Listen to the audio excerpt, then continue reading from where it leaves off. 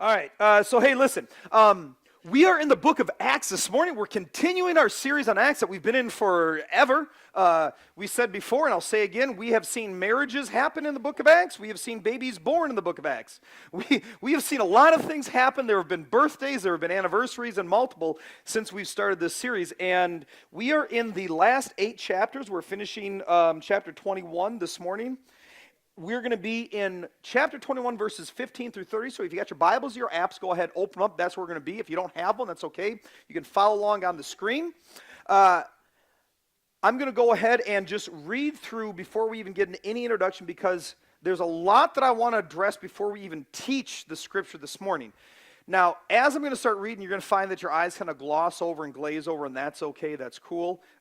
We'll address what's happening in your mind as you read this in a minute here. So let's go ahead and run through our scripture this morning. Quick background. We're dealing with a guy named Paul. Paul's coming home after his third and final missionary trip, heading from Ephesus and some other churches he planted. He's heading to Jerusalem, where the mother church is. He's coming with an offering to present to the believers.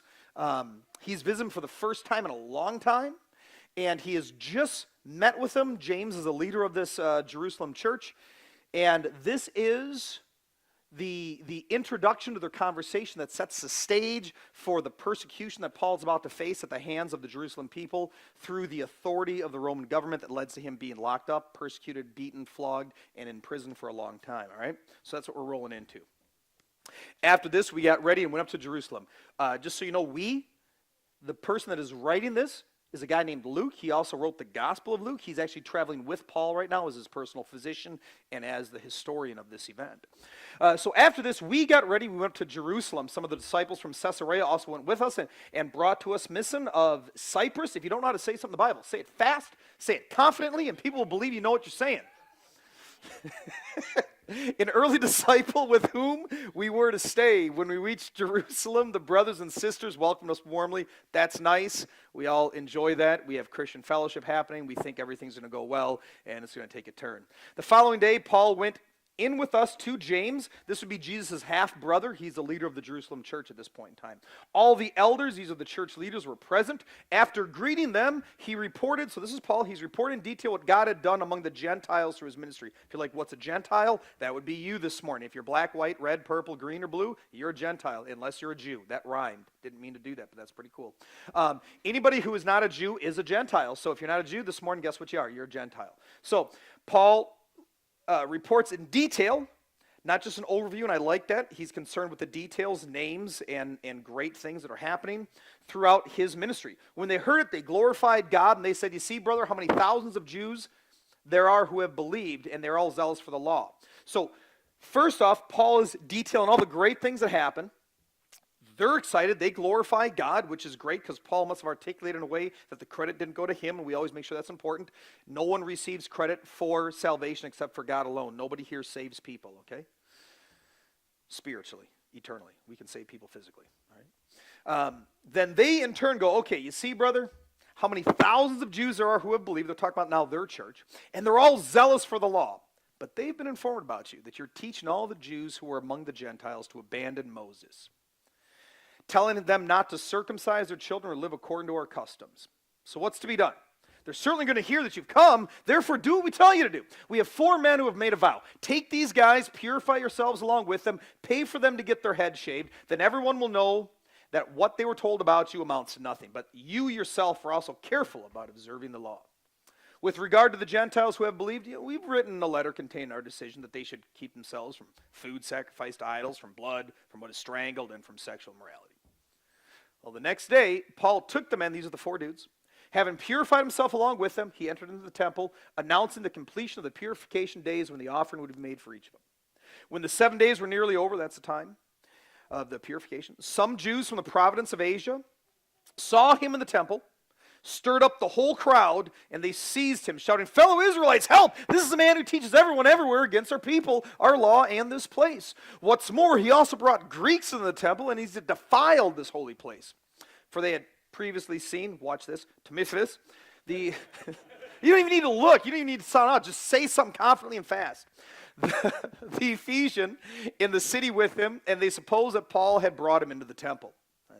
Wrongly assumed with a lot of other things. The whole city was stirred up of Jerusalem, and the people rushed together. They seized Paul, dragged him out of the temple, and at once the gates were shut and were left at a cliffhanger. All right. Okay. Now, you're like, how are we going to get a sermon out of this? This was really weird. Upon first reading this section, okay, about Paul, about the Jerusalem church, I think it's safe to say it's really confusing, right? Because as Luke talks about the church, as he talks about the city, as he talks about the Jews and some of the concerns they have, it almost seems, if you were able to follow with this, or if you've read it in advance, it almost seems as if Paul is speaking about two different groups of Jews, but he only identifies one group. See, Luke records for us that the church has all these Jewish people, right? They said thousands upon thousands. You're like, okay, cool, well, believers, right? You're like, okay, that's a group of believers. But then you hear that the church is afraid of what these guys will think and do once they find out Paul showed up. So then you stop and you go, okay, well wait a minute. I thought they were believers in the church. So you go, okay, well, maybe we misunderstood, and they're not believers. Rather, they're Jews in the city because, let's be real, church leaders would not be afraid of other believers. That makes no sense. And plus, if they were believers, they would love Paul because Paul just came with an offering for him, and he's one of their own kind. And the church leaders would obviously be supporting Paul and talking about his arrival. But then you stop again. You say, well, no, that can't be true, because if they're unbelievers, why would the church be concerned about Paul appeasing or accommodating or doing something to make these unbelievers, these unconverted men, happy? Why would they have Paul jump through hoops for non-believers? But then you look at your commentary, right? Because that's what you do when you get into this situation. When you're like, I don't understand, so you look to the bottom where the cheat sheet is, right? And then you notice what? It says nothing about that section, and then you look and you say, okay, well then, Bible, keep your secrets. I'll just figure it out on my own. So what happens is we end up what do we do in these situations? We just keep reading, don't we? We keep reading, and we hope, well, eventually, as I continue on, maybe, just maybe by the grace of God, this is all going to somehow make sense. Or you just simply don't even care, and you just labor through the passage so you can get to the section where everyone loses their minds and begins to riot and tries to kill Paul, right? And let's be honest, once you get to that part where the stuff that we can understand happens, the big hoopla, the people losing their darn minds, people beating people, we go, okay, this makes sense to us. We understand kind of, we think we know what's going on, we get the big picture.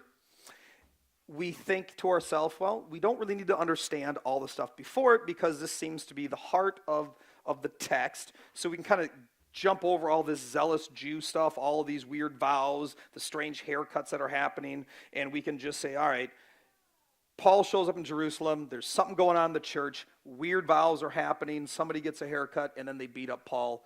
We kind of get it. That should be the heart of the text. Except for all this weird stuff that you gloss over or that doesn't make sense and you kind of want to gloss over, the commentary is kind of silent on and we don't really talk about. It seems like it's just ritualistic, weird notes. It's this odd stuff that is actually extremely important and incredibly applicable to us today. So I'm going to tell you that this weird stuff, this strange stuff, this odd, confusing stuff is actually extremely important. It's extremely applicable to us. Not only that, but it reveals some extremely messed up stuff that's happening in the Jerusalem church. So rather than kind of moving forward through this morning and focus on the riot, focus on the beatings, and focus on the defense that Paul is about to make later on the scripture, what we're going to do is we're going to unpack all this confusing stuff, and as we do this, we're going to discover some extremely shocking truths about some deep issues that were in the Jerusalem church, okay? And as we do this, my hope this morning as we do this is to show you how good things like numeric growth and accommodation can actually be extremely dangerous and very detrimental to a local church body, all right? So that's kind of where we're going to go this morning. And I'll give you a heads up as we move forward, so let's just take a look. Here are the three things I want to jump into this morning. It says 4 issues. I just deleted one of the points because this was super long. The first thing we're going to see that the Jerusalem church was very deep numerically, but they were very shallow spiritually. We're going to see that they were also spreading false accusations in the body. And lastly, we're going to see that the leadership was unfortunately accommodating people within the body, all right? First thing I want to jump into is the very first point, the numerics of the church and the spirituality of the church. We're going to find that in verse 20. It says here, when they heard it, this would be the praise reports of Paul during his third missionary trip. It said they glorified God, and then they said, now they're talking about themselves in their church. You see, brother, how many thousands of Jews there are who have believed, and they are all zealous for the law. They were deep numerically. They were shallow spiritually.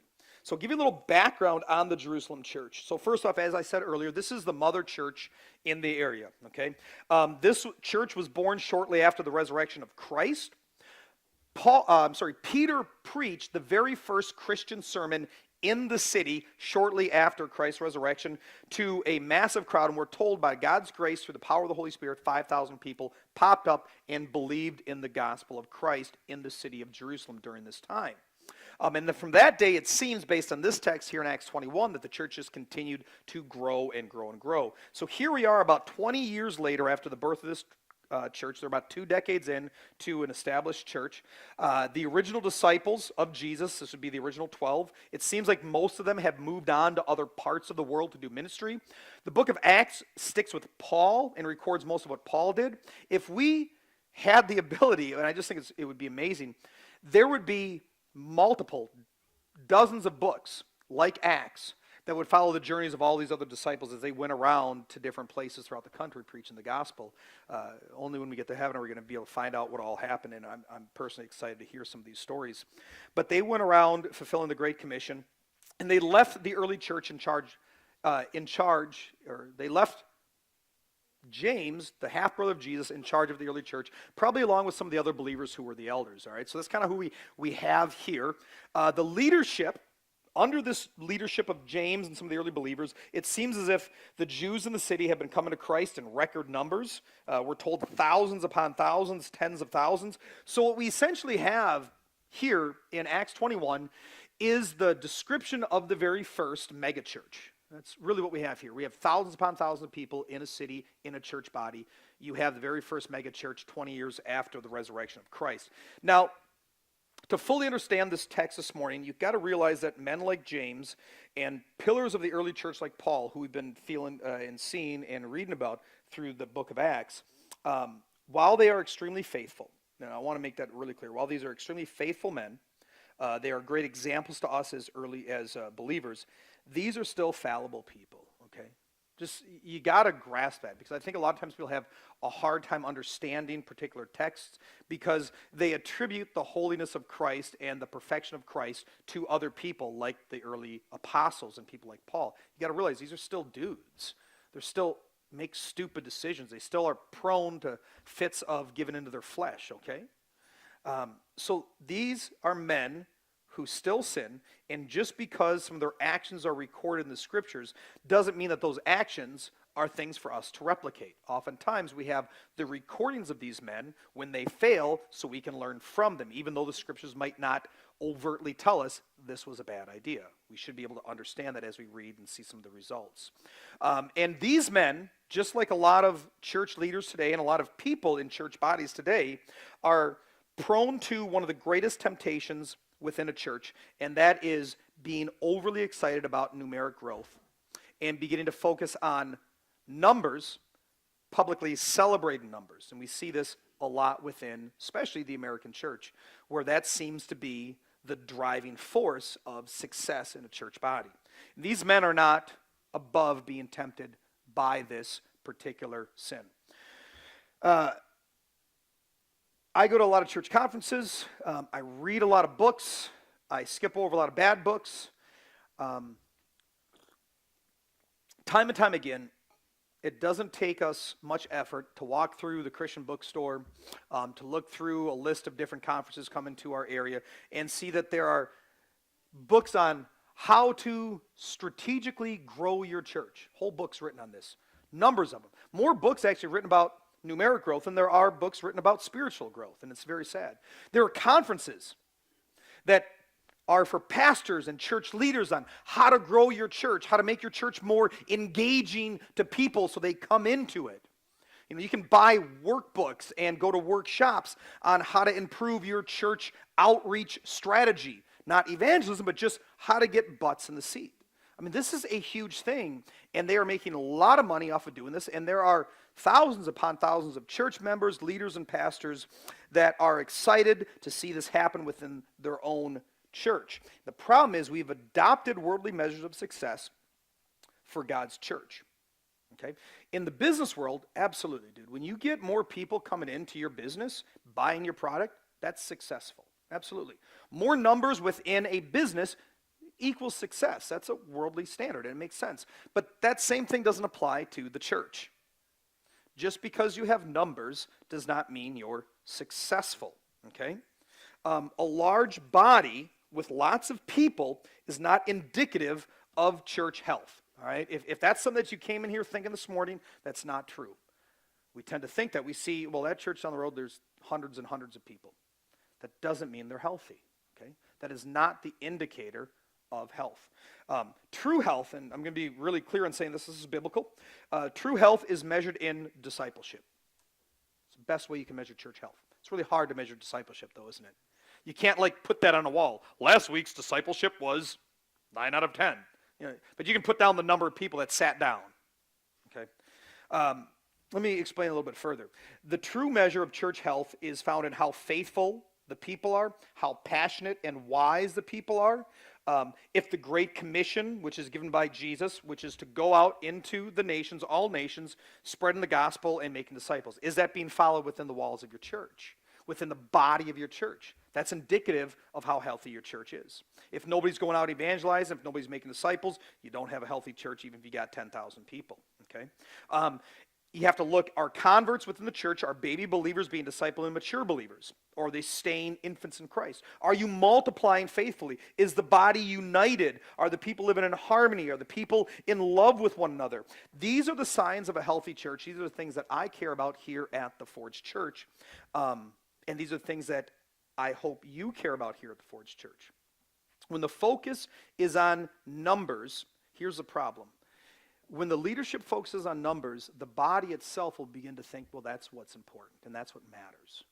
And the body will stop trying to grow spiritually because they think, well, we just need more numbers. So what I'm supposed to do is just invite people to a Sunday service because that's important, and that's not important at all. I don't think I've ever once asked you guys to invite people. I don't need that. I don't really even care if you do. What I want you to do is be living faithfully for Christ, because if you do that, numbers will follow. Okay? I'm not worried about the size of the body here at the Forge Church. I'm concerned about your spiritual health, because if we are healthy, and if people are healthy and faithful, and if people are healthy and faithful and mature disciples, if people are healthy and faithful and mature disciples and they're following the Great Commission to go out and tell people, to love people, and to grow spiritually, we will, as a result of that, grow numerically. But as a result of our own faithfulness, not out of our own efforts to grow. Does that make sense? That'll be a side effect of our discipleship, will be numeric growth. But that's not our focus. Our focus is on the individual's hearts, right, for Jesus, not our own efforts. Here's the problem, though. Unfortunately, when we look at our passage this morning, we see thousands upon thousands upon thousands of believers in Jerusalem. All these people within the church, and they're being described as what? Zealous for the law. That's how they describe the church body in Jerusalem. People who are zealous for the law.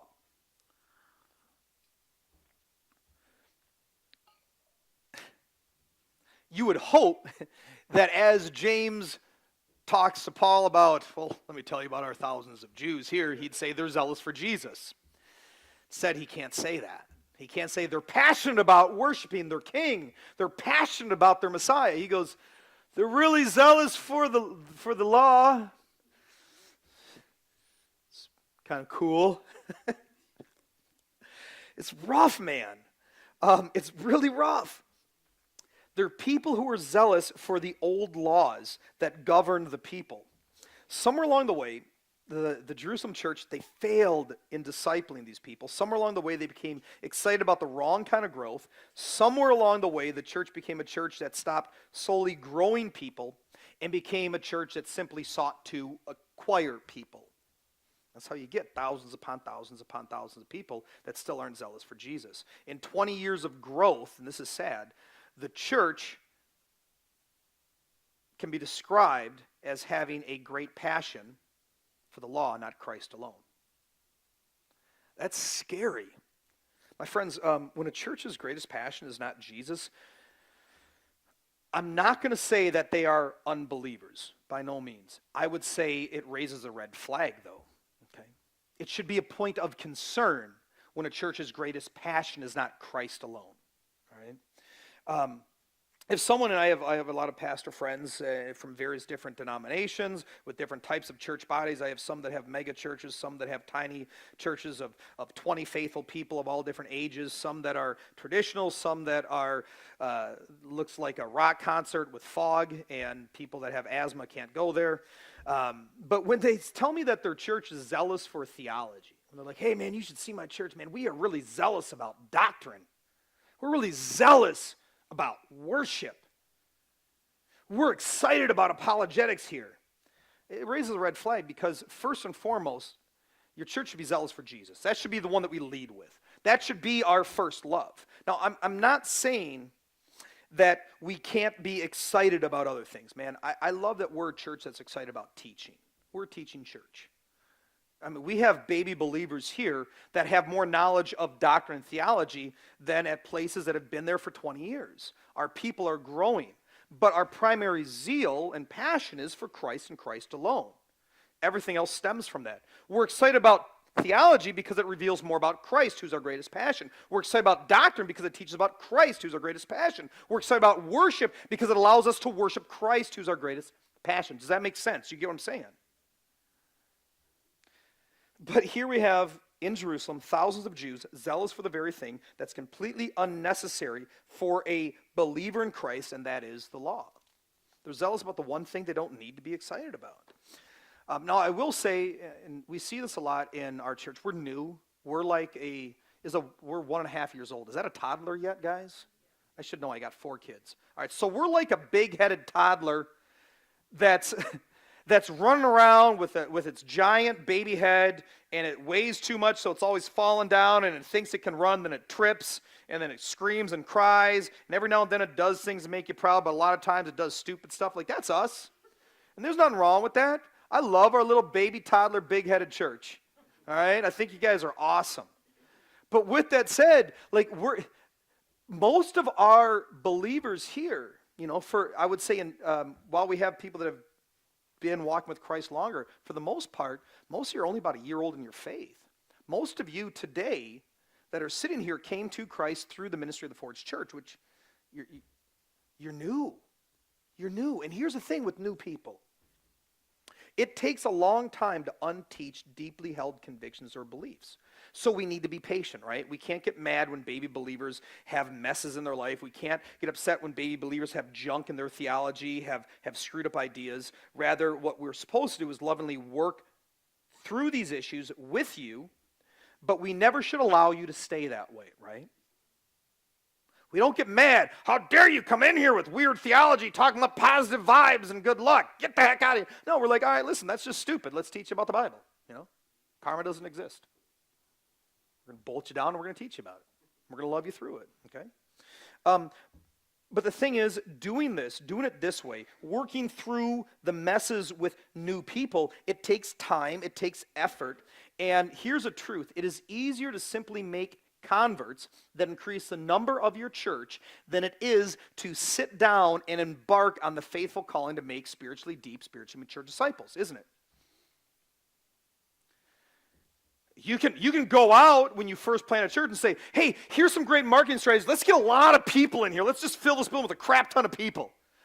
And then you're like, all right, you got a lot of people. They're pretty messed up, but you know, they by grace of God, they've accepted Christ. You go, all right, let's go find a bunch more people. Well, don't you want to grow? Don't you want to grow them? Don't you want to pour into them? Don't you want to work through the mess and the junk and the twisted crap?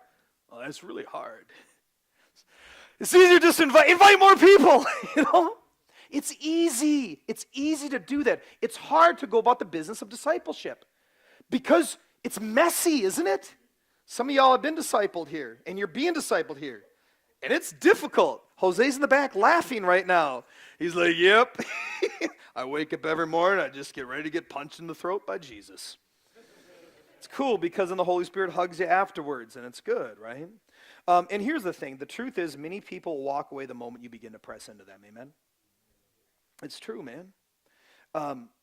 The moment you begin to correct sin in people, the moment you begin to challenge growth in people, the moment you begin to preach Christ alone and God's word alone to people with some of this garbage, a lot of them are going to get uncomfortable, and a lot of them are going to get offended no matter how gentle you do it, and no matter how lovingly you do it, and no matter how much you desire to see them change and you walk with them. They're just going to get pissed. Screw you, I don't want that. How dare you? Are you judging me? No, I'm not judging. I'm judging your sin. I'm pretty sure I can because, God does. So there's that, right? But they'll get mad, and here's what happens. When people get mad within the church body, when they get upset, they leave, and what do? They're like, I'm just going to find a church that's more accommodating than you.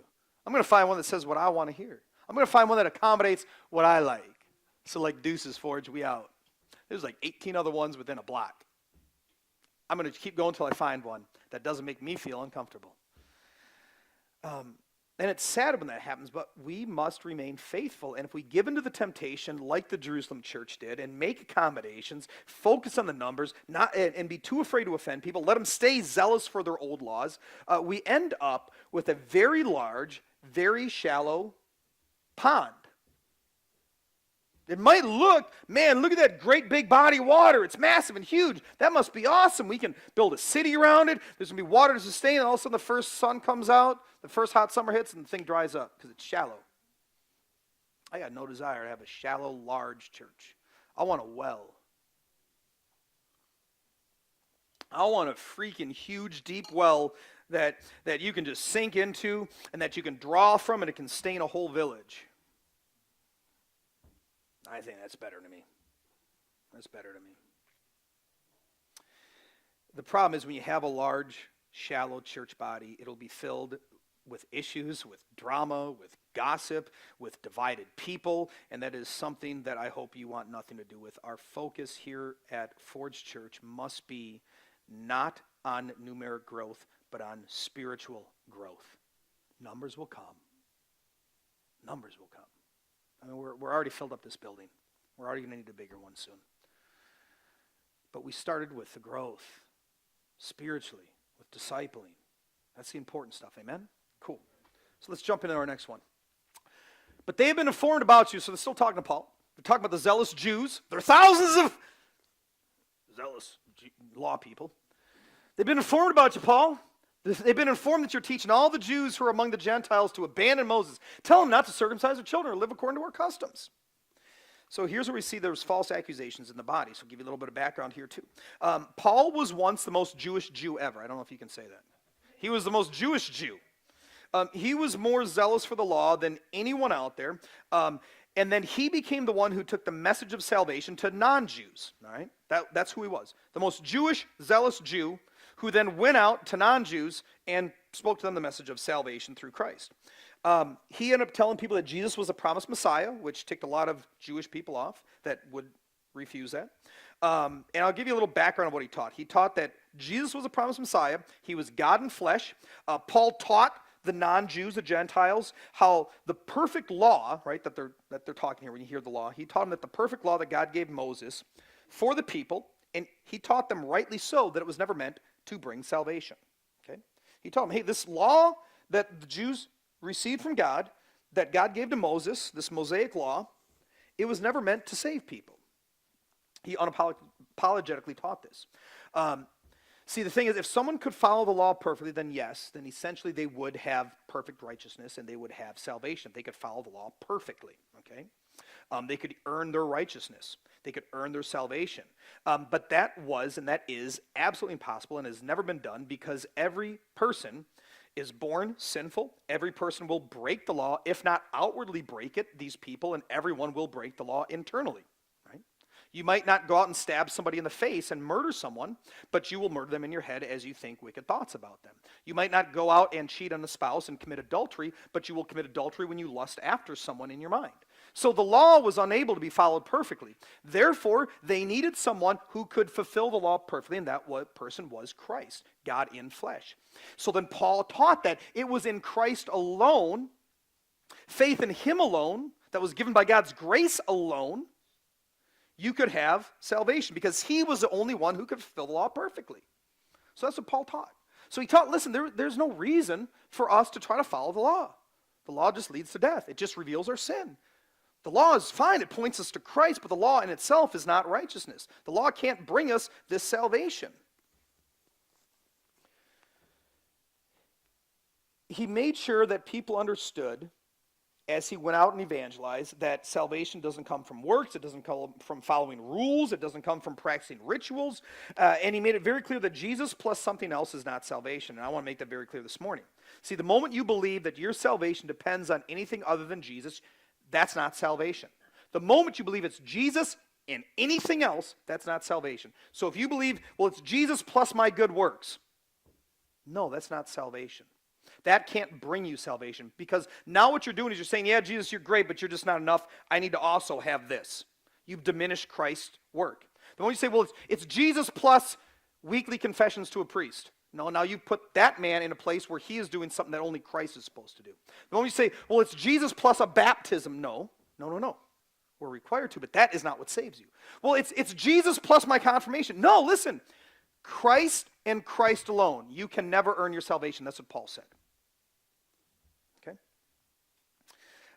Now, I give you this background on what Paul taught so you can fully understand that the message that he was going out there teaching people was not a bad one. I also want you to understand why Paul was teaching these people that it is not necessary to act in accordance with laws, customs, and rituals that a lot of these Jews practice. I want you to understand why he was not teaching that. It just wasn't necessary. Now, it's also important to note that Paul was not telling anyone. You will never find this. And this is what the accusations were. Paul was not telling anyone that the law was bad. He never said, hey, the law is terrible, it's bad. He never said that the Jewish people were bad. Paul never said that the temple in Jerusalem was bad. He never said any of that. Far from it. This is actually the accusations that we're going to see later on as we get to our last point. He actually, ironically, 1 year before he showed up in Jerusalem and this whole thing happened, 1 year before that he wrote the letter to the Church of Rome, which we have now as the book of Romans. So the book of Romans was Paul's letter to the Church of Rome. He wrote that 1 year before he rolled into Jerusalem, 1 year before this happens, around like 56 AD. And here's what he says in this letter, 1 year before all these crazy accusations. Paul's telling people that he hates the law. The law is bad, and Jewish people are bad, and the temple's bad. Actually, here's what he said about the law 1 year earlier. What should we say then? Is the law sin? Is the law bad? Absolutely not. On the contrary, I would not have known sin if it were not for the law. For example, I wouldn't have known what it is to covet if the law had not said, don't covet. So everything being said about Paul within the church, these accusations, they're absolutely, completely untrue. These are horrible false accusations they're thrown at Paul. So the question becomes, how does a church become a body filled with false accusations at a really good, righteous, nice believer that have no foundation at all? And here's the ugly truth. Whenever you have a very large group of people, I don't care if it's within the church or in the community, if it's in the secular thing, if it's in the business world, whenever you have a large group of people that are doing life together, whenever you have this, there's going to be misunderstandings. Don't act like you don't experience that. Okay? Go to a family gathering. 20 minutes, Uncle Ed's going to be pissing everybody off, right? Like, you're going to have that. Let me speak from personal experience. When you speak for a living 1 hour a week and it goes online to the internet and lots of people watch it, you're going to find that a lot of people misunderstand you and actually hate you. Just fun fact, truth. Welcome to my world. It's inevitable, though, right? Every church is going to deal with misunderstandings. Every church is going to have misunderstandings, all right? That's okay. That's to be expected. We're going to misunderstand each other. That's going to happen. The problem was, in this particular situation, the misunderstanding about what Paul was teaching was not addressed, It was not corrected. So those who had the misunderstanding, they didn't address it. And when the misunderstanding was heard, leaders and people within the body, they didn't correct it. That's the problem that we have happening here. So what happens is, and this is how it always works, these misunderstandings turn into false accusations.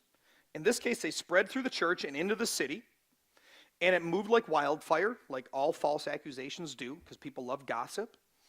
And you would think, you would hope that the Jerusalem church, the leadership, the elders, Jesus' half-brother James, who seems to be leading the church, you would hope that they would immediately and lovingly correct the people that are in the wrong, right? You would think so. You would hope so. Like, well, these are Bible people. They do the right thing. No, they're people. They're people.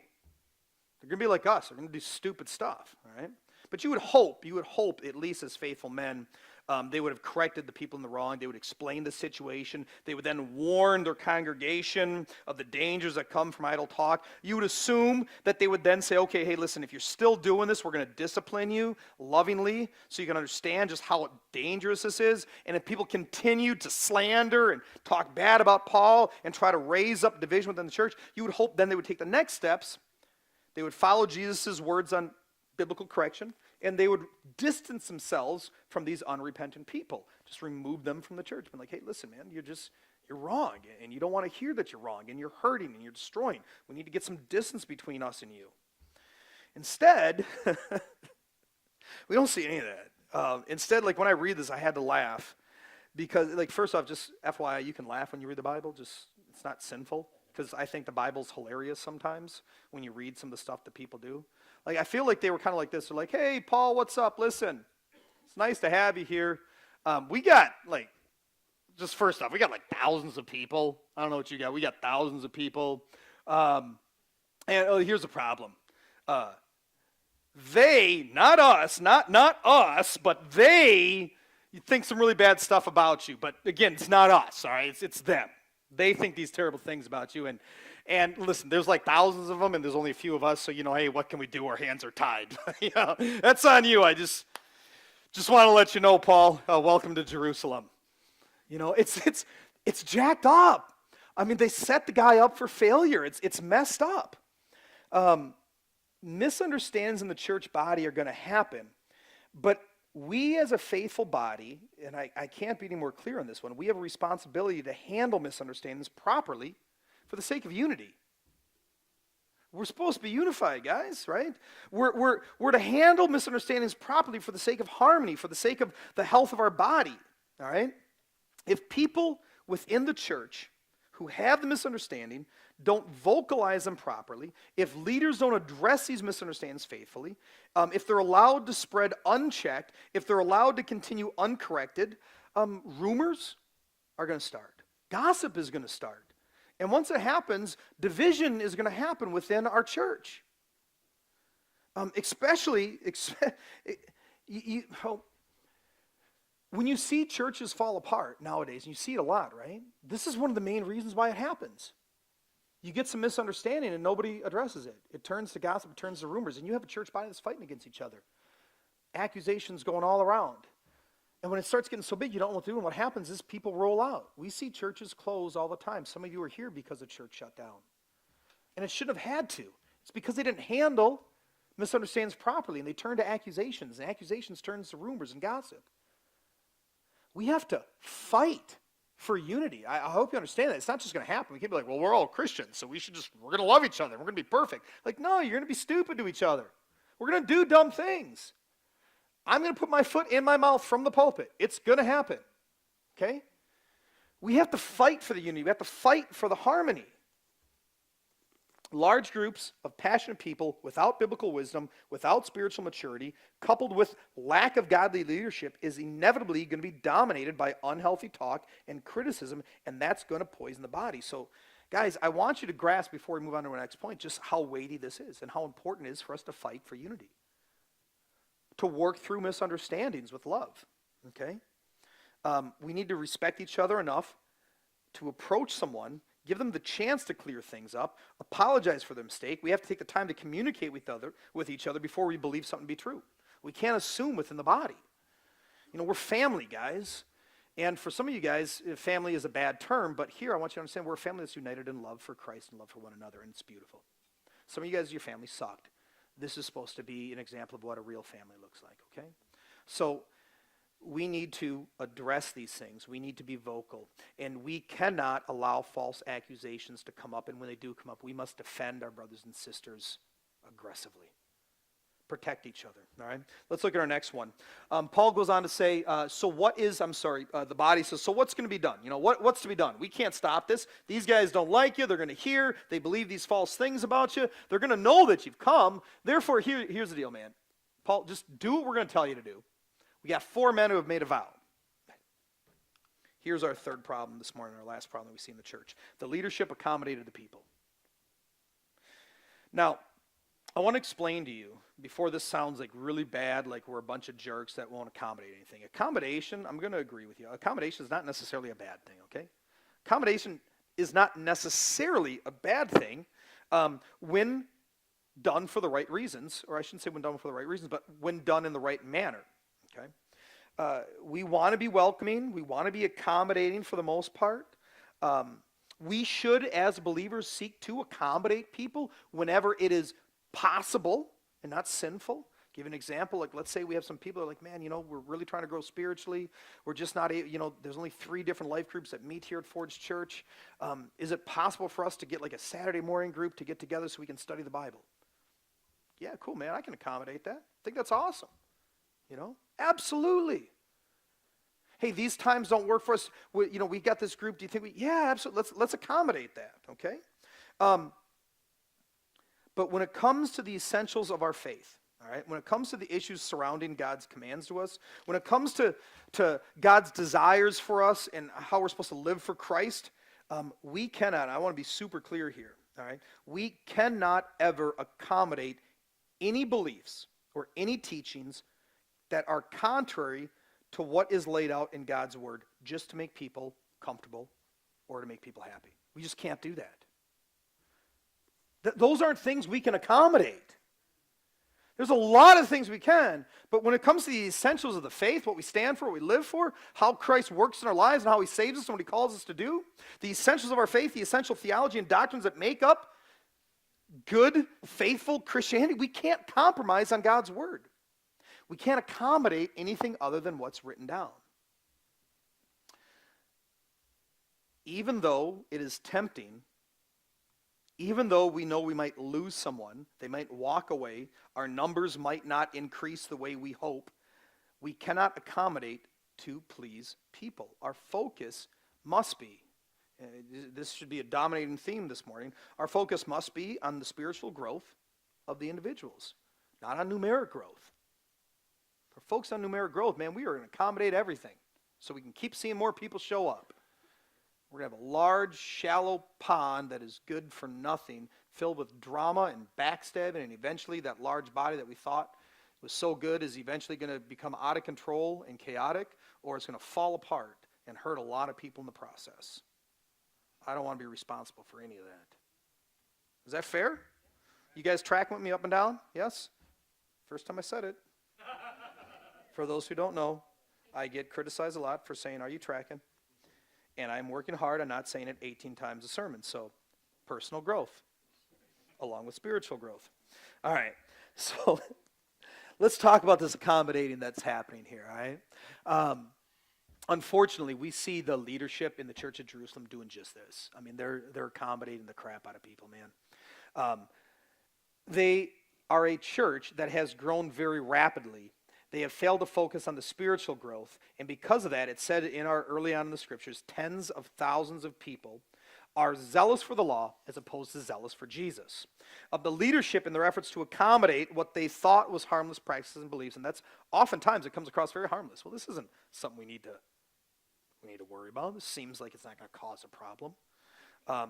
They failed to correct and they failed to teach young converts proper doctrine. They failed to teach them proper theology. So what happens is all of these tens of thousands of Jews who were Jewish people zealous for the law come into saving faith in Christ. They come into the church body and they bring their crap. They bring their old practices. They bring their old stuff. And what does the church do? Hey, listen, man, we got to just hammer some things out first. Like here at Ford Church, we have a 12-week membership class. 12 weeks. 16 weeks. Is it really 16 now? It's supposed to be 12. It's going to be 16. People are like, I talked to some of my other friends about it. They're like, dude, that's ridiculous. We do 2 Sundays after service for a half an hour with donuts. And I'm like, yeah, but here's the thing, man. I think it's important for us to flesh out issues. Like, when 42 people sign up for your new members class and only 36 people actually become members, it's not because you're a jerk of a church. It's because you love those 6 other people enough to say, listen, man, I don't want you to affirm something that's not really true to you, and I want to take a little bit more time with you. Just say, let's hold off on this so we can make sure that you understand things properly. And I also want to be concerned that this body, once you do become a part of it, is united. I want to flesh out these issues. So, yeah, absolutely. You can become a member of that place, I think, in like 2 weeks, and you can just sign a piece of paper. Or we can just go through the hard stuff of doing life with you and focus on the right things. Because, listen, when you come to Christ, you're going to come with some crap. And if we don't take the time to correct the zeal for the wrong things, it's going to cause conflict within the church. And I will not accommodate misplaced zeal, misplaced theology, misplaced doctrine. I just can't. Not because I'm a jerk, but because I love you. I love you enough to say, let's work on this so you can fully walk in the love of Christ and experience what real salvation looks like. I want you to experience the fullness of Christ that comes when your life is in harmony with his will. That's a beautiful thing. But that can be offensive to some people. So we accommodate. And that's what we see happening here. Poison comes into this church. And I wonder, where does this come from? It's tempting to do this. I think we can all agree that it's tempting to do this. It's tempting to accommodate for the sake of keeping people happy. We don't like people to say mean things about us. We don't like to be persecuted. We don't like to be slandered. I think a lot of us, most of us, we want to be liked. I know that's a big issue in my life that I've had to work on, and I think the way God decided to break me of that was by making me a pastor. He's like, oh, you want to be liked? All right, you're going to preach offensive stuff to a liberal culture. I'm like, God, why does everybody hate me? And I cried for like 3 years straight every Sunday, and I'm getting better at it now. I'm realizing, okay, some people are just going to hate me. All right, cool. We'll move on. But we want to be liked, man. We want people to enjoy being around us. We want people to be happy when they're near us. And we know that when we correct these long-held beliefs, when we fail to accommodate things, oftentimes people aren't going to view what we say as a problem. They're going to view us as a problem. When we stand for biblical truth, when we stand for moral absolutes in a society that has no absolutes, we're going to be viewed as the enemy. I mean, that's going to happen, right? You closed-minded, arrogant hypocrite. You're a bigot and you're intolerant.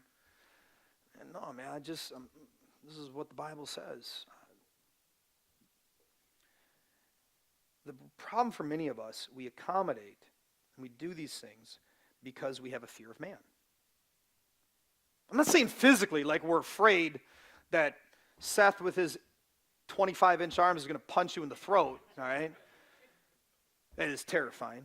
But we're afraid of the repercussions that come from someone not liking us. Am I correct? It's a fear of man we have. So if we listen to what the leaders say, they say, what should we do? Look at Paul. What are we going to do? They're going to hear that you're going to come. The leaders are afraid of the people, and they're afraid of what's going to happen when they hear Paul. So what do? They say, well, do what we tell you to do. So their fear of man leads to the accommodation of man. Now, I want to address this fear of man before we move on to this whole weird thing that happens. I want you to know very clearly there's no room for the fear of man in the life of a believer. The only thing that a believer should fear, is God himself. Okay? If you say, well, that's weird, why would we fear God? Well, because Jesus tells us to, and he's God, so there's that. Okay? Are you tracking? Yes? Shake it. Shake it, shake it. Shake it. Do it. Thank you. Yeah. Fear me. No. Jesus says, don't fear those who kill the body, who kill the body but are not able to kill the soul. Rather, fear him who is able to destroy both soul and body in hell. I don't know any guy out there that can destroy my soul. I only know one person that can, and that's God. By sending it into eternal conscious torment separated from him. Okay? Church, God is sovereign. I want you to hear this. He is sovereign over all of creation. He is creation's only creator. His will is unstoppable. He is all-powerful. No one can stand against him. And God, in his mercy, shows us favor by looking at us, sinful people, and using us for his glory. All right? That's a truth you got to accept. And here's the deal. If we serve God, if we walk with him faithfully, then we can have total confidence knowing that there is not one single thing in the created universe that can stop us when we are walking according to God's will and God's purpose with his power behind us, because no man is able to stop what God wills to do. So if we are walking with God, we can be unstoppable. Okay? So there's no reason to ever fear man. If I am walking with God, the worst that man can do to me is end my life, but they can't take away my eternity.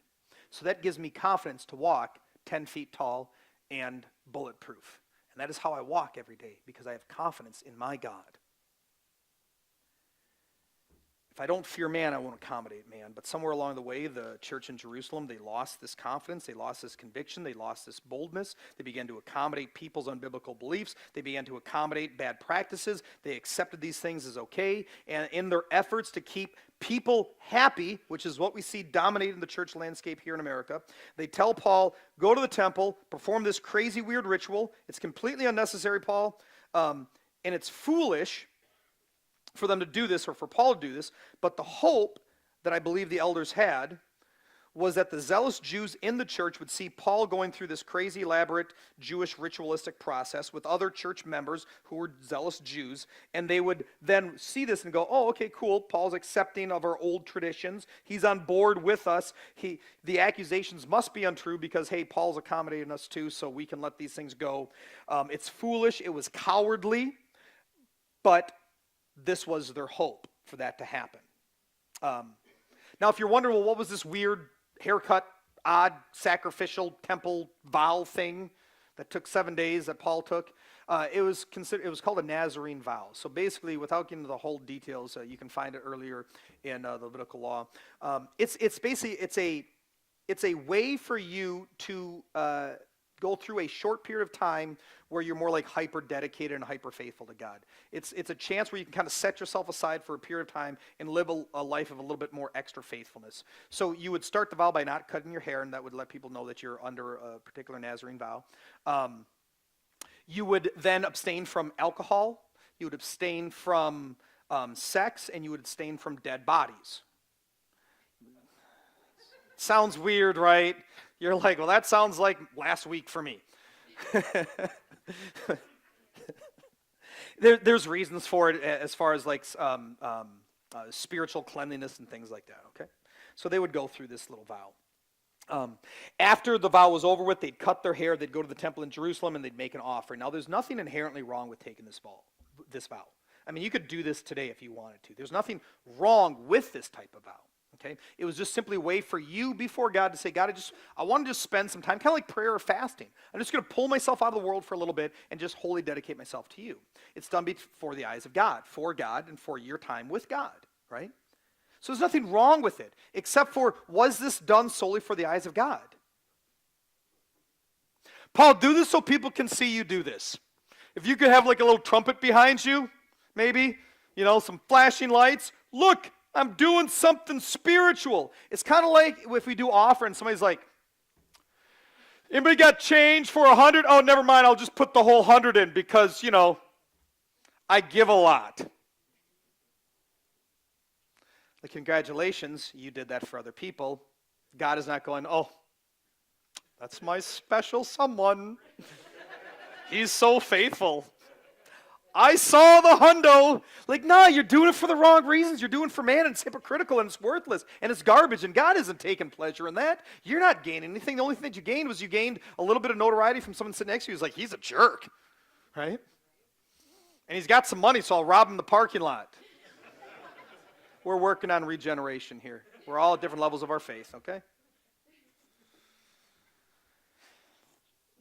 They've become so accommodating, so fearful of men that they're now taking righteous men like Paul and they're encouraging them to sin to keep people happy and in the church body. Accommodating unbiblical ideas and practices. Church, when you accommodate false theology and doctrine, When you do this within the context of a church body, it will never work out, no matter how good your intentions are, no matter how good your heart is, no matter how great your love is for other people. It'll always be harmful when we start accommodating the essentials and the foundations of our faith that bind us together. We have to love people here within the context of our church body here at Forge.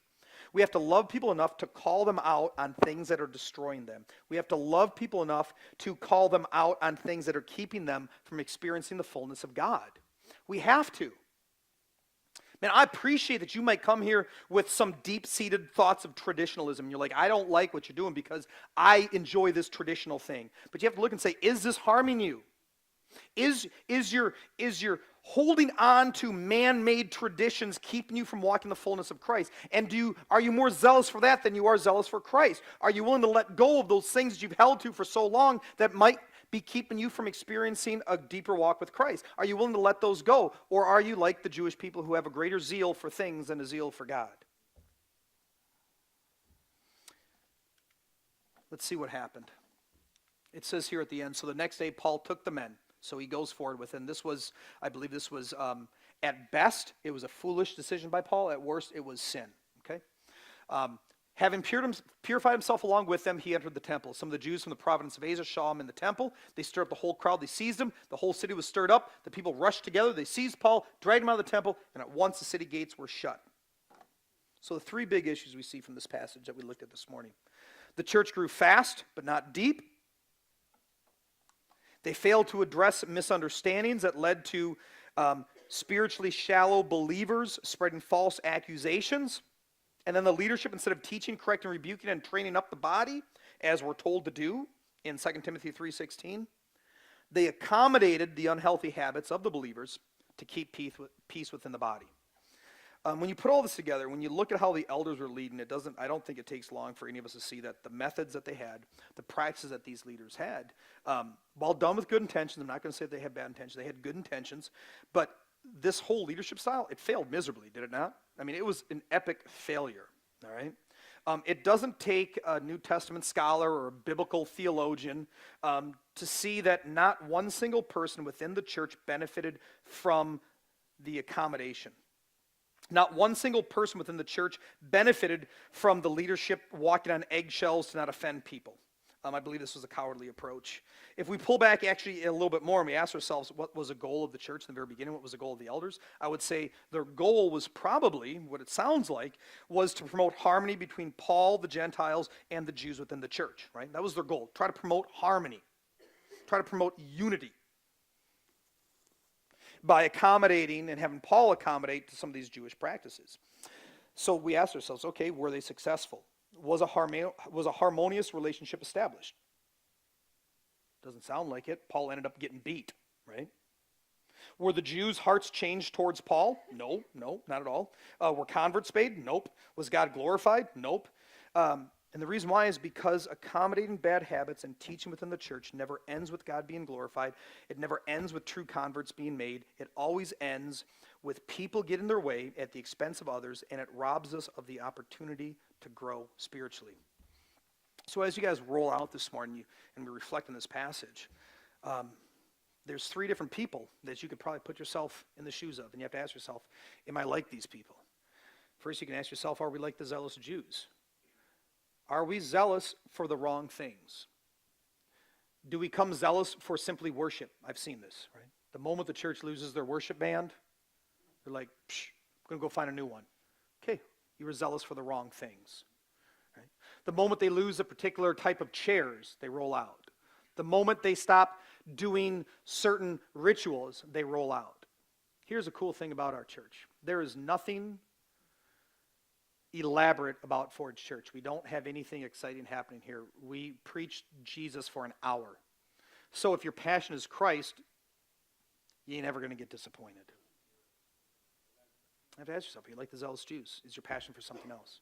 You have to ask yourself, are we like the church leadership? Are we so concerned with growing numerically that we're willing to accommodate false things within the church body just to keep people happy? And ask yourself, are you like Paul? Are you righteous? Are you holy? Are you walking with Christ, desiring to do the right things, but you find yourself being pulled and being tempted to give in to your convictions and accommodate? Are you struggling with that right now? Could be within the context of this church body. Could be in your relationship with someone else. Could be in your family as you stand for biblical convictions in a very worldly situation. I hope that you see the dangers that come from having the wrong motives, guys. Let me pray for us. Father, I thank you so much that your word is real, that your word is relevant. I thank you that you even felt fit to record the failures of some of your most cherished, most useful people so that we could benefit and we could see that, man, if Paul can fail, if the brother of Jesus could fail, man, how much more do we need to be careful about us failing? Lord, I would ask that this would be just such a wake-up call to the leadership of this church. That we as leaders and as future leaders would understand that we must take a hard stance on things, even if it means offending someone. That we would have the right motive when we correct, that it wouldn't be to be right, but it would be to love. I would ask that this church body would be open and be willing to correct. That they wouldn't get upset when things bristle against traditionalism.